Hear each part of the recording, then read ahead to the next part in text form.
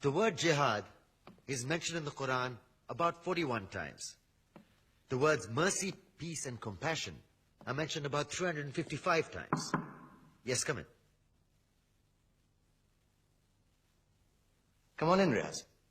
Sit down, please. Contrary to popular belief in most Western cultures, Islam is a religion that preaches peace and tolerance. Yes, Patricia.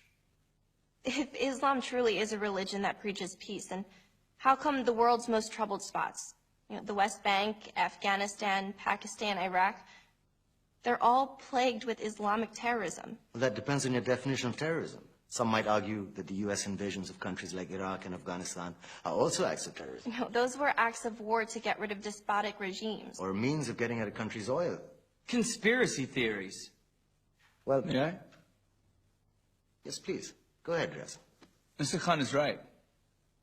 I mean, if we're talking about terrorists, the world's biggest terrorists are the white superpowers. Come on now. No, really, stop and think about it. Explain 9/11. Okay. Do you know how many people died in the Twin Towers strike? Around 3,000. And do you have any idea how many people died in the bombing of Afghanistan?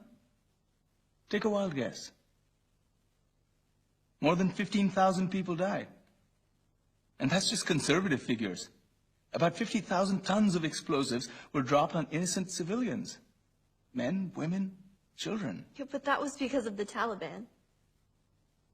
Now that you brought it up, did you know that the Taliban was a creation of the CIA to fight the Russians? Whatever. They were still harboring terrorists. Yeah, right. Terrorists that were never found. Just like the weapons of mass destruction that were never found in Iraq. Do you want to get into the death toll in Iraq? 500,000 civilians and counting. And what do Britain and America say when they don't find these weapons? It's simple. They just say sorry.